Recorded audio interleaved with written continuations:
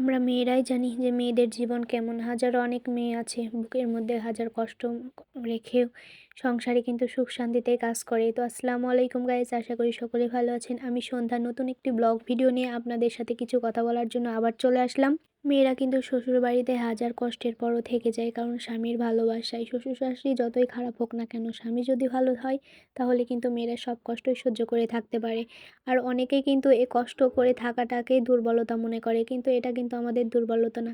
নারী নারী যদি তার মনোবল দেখায় তাহলে কিন্তু সে অনেক শক্তিশালী, কিন্তু ভেতর থেকে সেটা জাগ্রত হয় না ও মানুষের সাপোর্ট পায় না। আসলে মেয়েদের জীবনে এমনই হয়। কিছু কিছু মেয়েদের জীবন দেখেন, ক্লাস 5-এ না উঠতে বিয়ে হয়ে যায়, শ্বশুরবাড়িতে গিয়ে সবার কথা শুনতে শুনতে এমন পরিস্থিতিতে চলে যায়। গ্রামের ভালো মেয়েটাও কিন্তু কটু কথা শুনতে শুনতে একসময় খারাপ হয়ে যায়, শ্বশুর শাশুড়ির সাথে ঝগড়া করে পরিস্থিতির শিকারে। আসলে সব মেয়েরাই কিন্তু একই হয় না। কেউ সহ্য করে থাকতে পারে, আসলে সমাজে এটাই, যাই সহ্য করে থাকবে, অন্যায় সহ্য করে থাকলেই ভালো, আর প্রতিবাদ করলেই খারাপ। এটাই সমাজে, এটাই নিয়ম। সত্যবাদীর কোনো নাম নেই। আসলে সত্য কথা বলতে গেলেই তুমি খারাপ, আর অন্যায় সহ্য করলেই তুমি ভালো। তো সবাই তো অন্যায় সহ্য করে থাকতে পারে না, তাই না?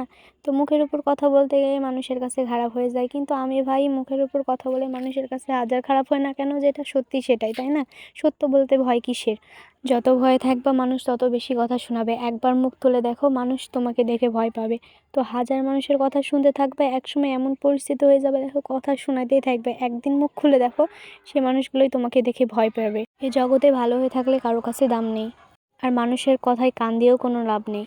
কারণ একটা সফলতা অর্জন করতে হলে অনেক মানুষের সাপোর্ট লাগে, সেই সময় তোমাকে কেউ সাপোর্ট দিবে না। কিন্তু যখন তুমি সফলতা অর্জন করে ফেলবা, তখন হাজার মানুষের হাজার রকমের কথা শুনতে পাবা, হাজার প্রশংসা শুনতে পাবা। আর যখন তুমি সফলতা অর্জন করার জন্য কাজ করবা, মানুষ চিন্তা করবে কিভাবে নামানো যায়, কিভাবে ঠকানো যায়। কেউ তোমার পাশে এসে দাঁড়াবে না, আর কেউ কটু কথা শুনতেও ছাড়বে না। তো সমাজ এমনই, ভালো কথা তো বলতেই পারবে না, কটু কথা বলতেও ছাড়বে না। তো মানুষের কথা কান দেওয়ার আগে নিজে কিছু করে দেখানোই উচিত। কথার দ্বারা না বুঝে কাজের দ্বারা প্রমাণ করাই আমি বিশ্বাসিত। এই ছোট্ট জীবনে আজ পর্যন্ত অনেক কিছু শিখেছি, অনেক কিছু দেখেছি, অনেক কিছু নিজ চোখে প্রমাণ দেখেছি। তো এখন সব কিছুই বুঝতে পারি, সব কিছুই খেয়াল করতে পারি যে কে কেমন, মানুষ দেখলেই চিনতে পারি। হাজারো ঠকার পর এখন ঠিক সব বুঝতে শিখেছি। তো কে তোমার জন্য ভালো, কে তোমার জন্য খারাপ। আসলে কিছু মানুষ আছে উপরে উপরে তোমাকে যতই ভালো ব্যবহার দেখুক না কেন, তলে কিন্তু তোমার বিরুদ্ধেই কথা বলে। তো সেরকম মানুষের পাত্তায় যেন না পড়ো। অনেকবার আমি পড়েছি। তো আল্লাহর রহমতে এখন সব কিছু বোঝার ক্ষমতা পেয়েছি। আল্লাহ সেই দিন করেছে। তো মুখের উপর কাউকে না বললেও মনের ভিতর থেকে তো জানি কে কেমন। তো সেভাবেই থাকার চেষ্টা করি।